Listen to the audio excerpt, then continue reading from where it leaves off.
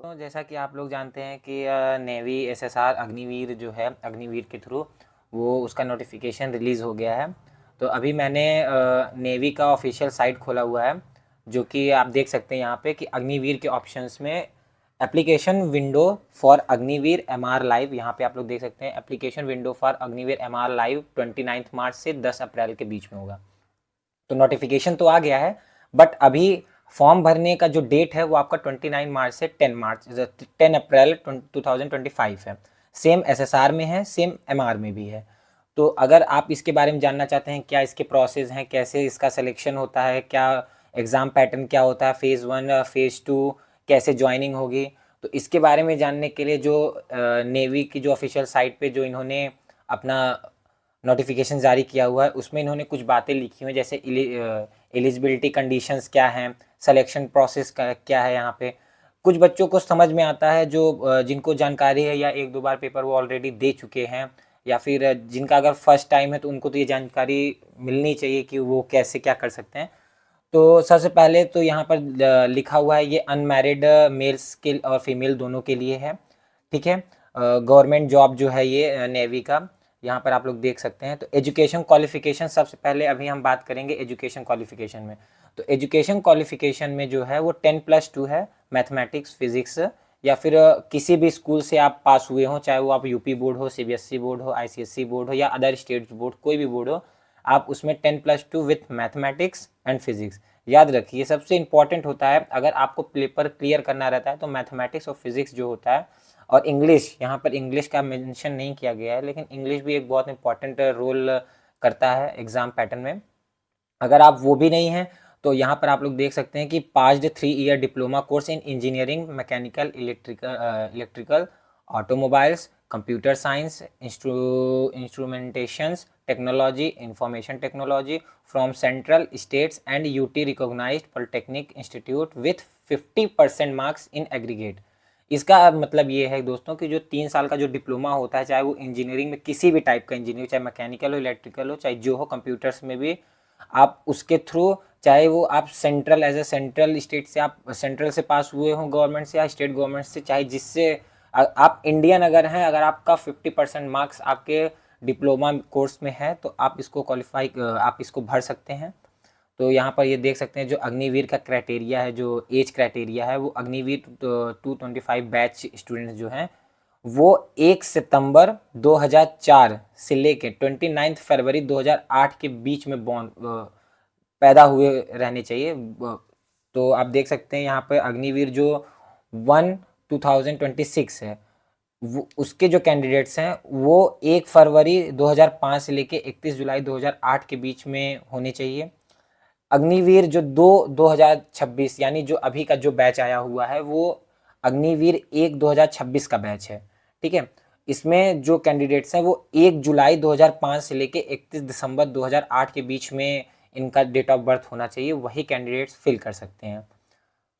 यहाँ पर आप देख सकते हैं कंडीशंस जो हैं, ड्यूरेशंस ऑफ द सर्विस जो है, यहाँ पे ड्यूरेशंस कहीं कहीं आपको 1 महीने के लिए लीव इसमें लिखा हुआ है। देखिए अग्निवीर की जो स्कीम है वो तो 4 साल की है। अभी कहीं अफवाहें ये उड़ती हैं कि 7 साल की हो गई है। जो भी ऑफिशियल जो अनाउंसमेंट है वो इनके ऊपर डिपेंड करता है। और यहाँ पे अलाउंस आप देख सकते हैं सारा, जैसे पहले साल जब आप ज्वाइनिंग करेंगे तो पहले साल आपका 30,000 रहेगा, लेकिन कट कटा के आपके हाथ में 21,000 आएगा, और 9,000 जो है वो आपके वो क्रॉप्स फंड में जाएंगे, जो आपको जब आप 4 साल पूरे कर लोगे तो आपको जब इकट्ठा जिसको कहते हैं मिलता है, तो वो उसके थ्रू आप मिलेगा। 2 साल में आपको 33,000 आपकी सैलरी रहेगी, लेकिन 23,100 रुपये आपको हैंड मतलब अकाउंट में आपके आएंगे, जो कि सैलरी के रूप में रहेगा, बाकी सब एज अ पीएफ कट जाएगा। तो ये सब तो होता रहता है। बाकी तो हम अब अभी आगे चलते हैं। हमारा सबसे इम्पोर्टेंट काम है कि सिलेक्शन प्रोसेस क्या है। तो जो सिलेक्शन प्रोसेस है वो तो बहुत ही सिंपल है। यहाँ पर आप लोग देख सकते हैं जो सिलेक्शन प्रोसेस दिया हुआ है वो एप्लीकेशन जो नोटिफिकेशन है वो तो आज जारी कर दिया गया है। फॉर्म भरने का जो डेट है वो आपका 29 मार्च से 10 अप्रैल के बीच में है। अगर आपको जब फॉर्म भर लेते हैं तो कभी कभार जब पेमेंट हो जाता है तो पेमेंट करते टाइम एक ऑप्शन आता है कि आप कभी भी दोबारा मतलब इसमें करेक्शन नहीं कर सकते हैं, एक बार अगर आपने पेमेंट कर दिया तो, या फिर आपने सेव कर दिया अपना फाइल, या फिर जो भी आपने भरा हुआ है डॉक्यूमेंट्स, जो भी आपने दिए नाम, जैसे फादर नेम, कभी कभार आधार कार्ड गलत नंबर गलत हो जाता है, तो उसको अगर करेक्शंस आपको करना है तो आपको 14 अप्रैल से लेकर 16 अप्रैल के बीच में साइट ओपन होती है, आप भर सकते हैं। कभी कभार इसके चार्जेस भी लगते हैं करेक्शन करने के, कभी कभार चार्जेस नहीं लगते हैं। तो जब मैंने एसएससी का फॉर्म भरा था तो मेरा तो चार्जेस लगा था, बाकी एयरफोर्स में या फिर नेवी में या फिर आर्मी में तो ऐसा अभी मैंने देखा नहीं है। बाकी आप देख सकते हैं स्टेज 1 जो होता है, जो INET जो कि पेपर होता है, जो आपका कंप्यूटर बेस्ड एग्ज़ाम कराया जाता है, उसमें आप 40 मई में आपका पेपर होगा। अब एग्जैक्ट डेट वो अभी क्लियर नहीं है, तो चांसेस ये हैं कि लास्ट में और अप्रैल, लास्ट में और जून के बीच में होता है। तो जैसा कि मेरा पिछली बार हुआ था तो मेरा तो जून में ही एग्ज़ाम हुआ था, तो इसमें आप में शो कर रहा है, तो लास्ट में और मिड ऑफ जून आप समझ लीजिए, जैसा भी है। रिजल्ट डिक्लेरेशन भी सेम मई में ही यहाँ पे शो कर रहा है। अगर शो कर रहा है तो इसका अर्थ ये है कि स्टार्टिंग मई में ही आपका एग्ज़ाम हो सकता है और लास्ट मई में भी आपका रिज़ल्ट भी निकाल सकते हैं। इनके ऊपर डिपेंड है, सरकारी चीज़ें हैं, देखिए गवर्नमेंट्स जैसा इनके ऊपर डिपेंड रहता है, ये अपना काम करते हैं। अब जैसे पेपर दे लिया, आपका रिजल्ट आ गया, तो जो सेकेंड स्टेज होता है, यहाँ पर आप लोग देख सकते हैं सेकेंड स्टेज अग्निवीर 2025, ये जब आप यहाँ पे सेकेंड स्टेज पे देखेंगे, शॉर्ट लिस्टेड जो कैंडिडेट्स होते हैं जिनको स्टेज 2 के लिए बुलाया जाता है कॉल अप लेटर के लिए, वो जून में बुलाया जाएगा। और स्टेज 2 के जो अग्निवीर जो क्लियर करेंगे वो अपना जुलाई में भी आ सकते हैं, ठीक है। और फिर फाइनल जो होगा introductions at the Chilka for the Agniveer, वो सितंबर में ही होगा आपका, ठीक है। और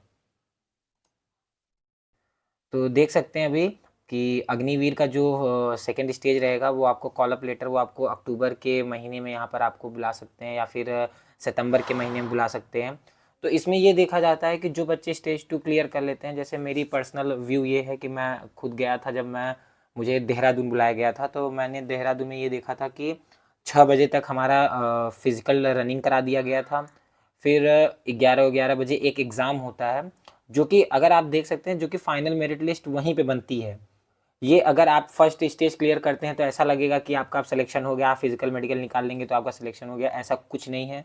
इसके भ्रम में आप मत रहिएगा, आप फेज़ 2 पर ध्यान दीजिए। फेज़ 2 अगर आपका फेज़ 1 क्लियर होता है तो आप ज़्यादा से ज़्यादा मेहनत, अब फेज़ 2 का जो एग्ज़ाम होगा, जो आपके मेडिकल और फिजिकल रनिंग के बीच में होगा, उससे आपकी मेरिट लिस्ट बनती है। अगर आप फिजिकल क्लियर करते हैं, सुबह के टाइम आपका जो फिजिकल होगा, फिर 10 से 11-12 के बीच में आपका जो एक पेपर होता है जो OMR शीट पे कराया जाता है, 100 नंबर का होता है, नेगेटिव मार्किंग बिल्कुल नहीं रहती है उस पर, आप एकदम बेफिक्र रहिए।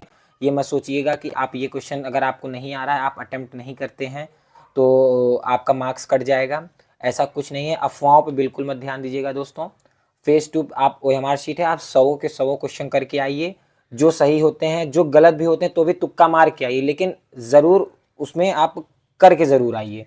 ये गलती मैंने की थी, जो मैं अपना फॉर्म नहीं भर पाया था। तो यहाँ पर आप लोग देख सकते हैं कि जो फेज़ 2 जब आपका हो जाएगा तो फिर उसके बाद मेडिकल होगा। जिन बच्चों का री मेडिकल लगता है वो तो बात की बात है, जिनका री मेडिकल लगता है।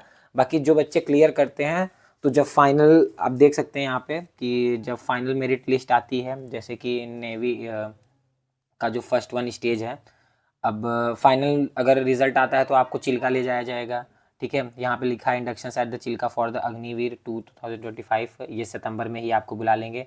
और 14 नवंबर से शायद आपका ट्रेनिंग भी स्टार्ट कर दें, जो वहाँ पे ECG जिसको कहते हैं, जो आपको ECG के थ्रू आपका जो मेन मेडिकल एग्ज़ाम जो होता है, वो तो आपका कॉल अप लेटर जिस दिन आएगा फर्स्ट सेकेंड स्टेज का, उस दिन भी तो थोड़ा सा मेडिकल होता है, आउटसाइड मेडिकल होता है, बट जो मेन मेडिकल होता है वो आपको चिल्का जब आपको बुलाएंगे, जहाँ आपका ट्रेनिंग सेंटर रहेगा, वहाँ पे 98% लोगों का हो जाता है। 2% ऐसे होते हैं जिनको अंदर से प्रॉब्लम होती है लेकिन उनको नहीं पता रहता है, कभी कभार जेनेटिकली काफ़ी प्रॉब्लम हो जाती है। तो उन सब पे अगर कोई आर्मी की तैयारी कर रहा है, देखिए कोई भी अगर डिफेंस की तैयारी कर रहा है तो सीधी सी बात है, अगर वो मेडिकली फिट है तभी वो तैयारी करे, नहीं तो घर वालों का आप पैसा वेस्ट ना करें। यहाँ पर देख सकते हैं। तो अब हम आते हैं पहले स्टेज 1 में। स्टेज 1 में आप लोग देख सकते हैं कि यहाँ पे इंडियन नेवी इंटरेस्ट टेस्ट है, जो कि आपका 10+2 के सिलेबस के हिसाब से रहेगा। आप उसकी तैयारी करिए आराम से। एग्ज़ाम फ़ीस है 550 रुपये प्लस 18% GST है, तो मेरे हिसाब से आपका होगा 649 रुपये के आसपास आपका एग्ज़ाम फ़ीस रहेगा। तो जो कि जब फॉर्म भरते टाइम आप लेंगे, अगर आप खुद भरते हैं तो अलग बात है, बाकी अगर साइबर कैफ़े में भरवाते हैं तो 100-200 रुपये तो वो भी लेते हैं अपना भरवाई, ठीक है। अब यहाँ पे स्टेज 2 में भी सेम यहाँ पर वही दिखा रहा है, जो मैंने बताया, शॉर्ट लिस्टेड कैंडिडेट्स को बुलाया जाएगा, फिर एग्ज़ाम होंगे।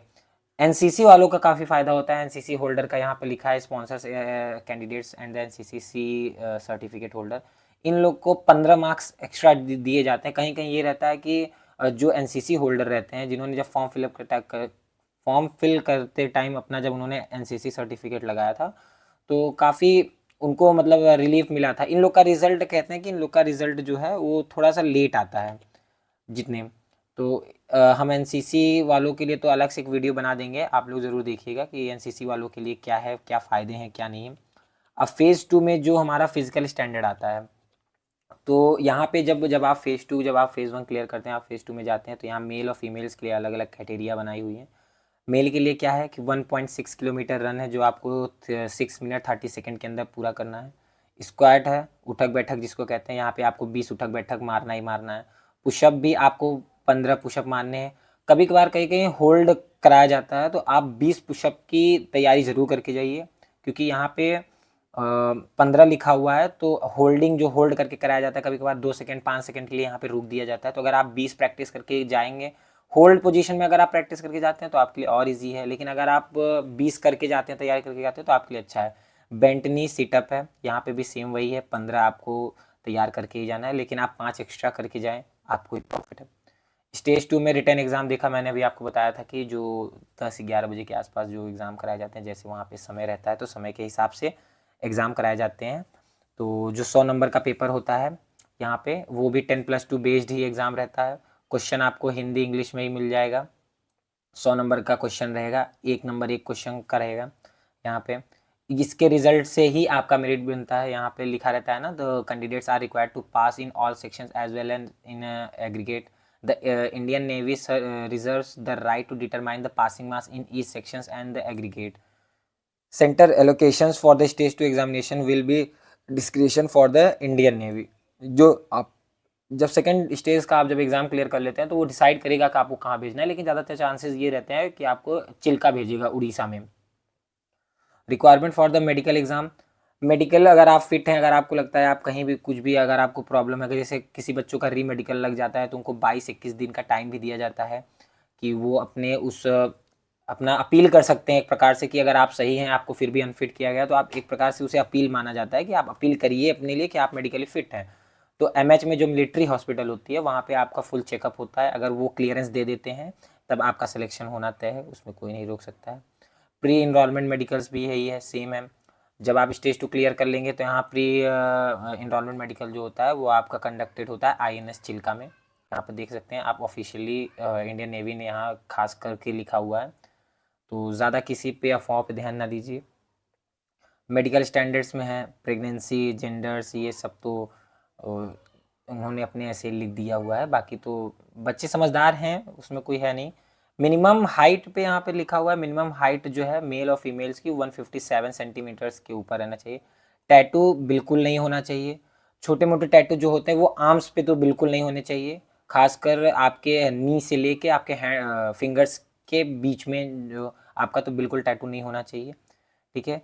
और दूसरा है विजुअल स्टैंडर्ड, यहाँ पे करेक्ट विज़न है। बच्चे अक्सर कलर विज़न में छटते हैं, मैंने भी पर्सनली ये देखा हुआ है कि उन्हें हाइपर मायोपिया या मायोपिया जैसी प्रॉब्लम्स होती है, लेकिन उन्हें खुद नहीं पता होता। तो मैं एक बार ये कहूँगा कि आप एक प्री मेडिकल ज़रूर कराएं। किसी भी हॉस्पिटल में, किसी भी आसपास कहीं अगर प्री मेडिकल होता है, तो आप जाकर एक बार अपना चेकअप ज़रूर करवा लें कि आप मेडिकली कहीं फिट हैं कि नहीं। अपना ब्लड चेक करा लें एक बार कि आपको कोई ब्लड से रिलेटेड प्रॉब्लम है कि नहीं। ट्रेनिंग सेम है, सितंबर में आपको बुलाया जाएगा, अग्निवीर 1 2025 है, फरवरी 2026 से ही आपकी ट्रेनिंग स्टार्ट हो जाएगी, ठीक है। और जो चिल्का में ही आपका उड़ीसा में होगा, यहाँ पर सामने आप देख सकते हैं लिखा हुआ है। Discharge and unsuitable, the Agniveers are liable to discharge unsuitable due to the unsatisfactory performance.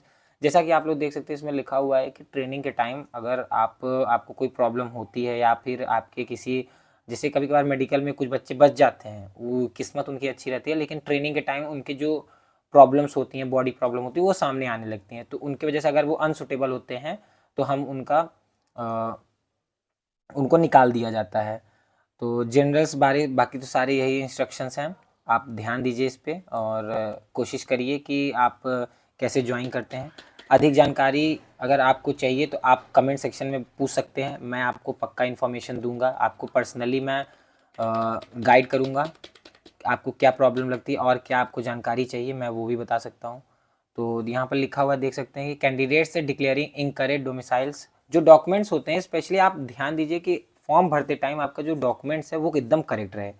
आप अगर आधार कार्ड में आपका कोई और फादर का नाम कुछ और है, आपका नाम कुछ और है, स्पेलिंग्स मस्ट आप ज़रूर चेक करिए। स्पेलिंग एक बहुत इंपॉर्टेंट रोल करता है, समझ लीजिए डॉक्यूमेंट्स वेरिफिकेशन में। अगर आपकी स्पेलिंग्स में मिस्टेक्स आती हैं, अगर एडमिट कार्ड में कुछ और है, आधार कार्ड में कुछ और है, तो आपको अलाउ नहीं किया जाता है। ये सरकार ये मतलब इनके ऊपर पूरा राइट्स होता है कि आपको निकाल सकते हैं, आप अपील भी नहीं कर सकते इन सब चीज़ों में। Candidates reporting on the 30 times after the reporting है एट द स्टेज 1, देख सकते हैं यहाँ पर लिखा हुआ है कि 30 मिनट के अंदर अंदर रिपोर्टिंग जो टाइम होता है 30 मिनट के अंदर अंदर आपको रिपोर्ट करना रहेगा। अगर आप लेट होते हैं तो आपको स्टेज 1 भी अलाउ नहीं किया जाएगा देने के लिए। तो ऐसे तो ढेर सारी यहाँ पे लिखा हुआ है कैसे क्या करना है। बाकी अप्लाई कैसे करना है, फॉर्म कैसे फिलअप करना है, ये मैं अपने नए वीडियो में बताऊँगा। हाउ टू अप्लाई फॉर्म भरना है आपको अग्निवीर में, तो आप दूसरा वीडियो देख सकते हैं, मैं नीचे अपने लिंक डिस्क्रिप्शन में दे दूँगा, आप उसके लिए देख सकते हैं। धन्यवाद दोस्तों। अभी हमारे पास इतनी ही न्यूज़ है। अगर आपको और न्यूज़ चाहिए, अगर आपको लगता है कोई और प्रॉब्लम होती है तो जल्द से जल्द कमेंट सेक्शन में आप कमेंट कर देंगे, मैं रिप्लाई करके आपको बता दूंगा कि कैसे क्या करना है, कैसे क्या क्या चीज़ें होती हैं, क्या नहीं होती है। मैं पर्सनली जाके एक बार देकर आ चुका हूँ, तो मुझे पूरी जानकारी है। तो थैंक यू गाइस, जय हिंद, जय भारत।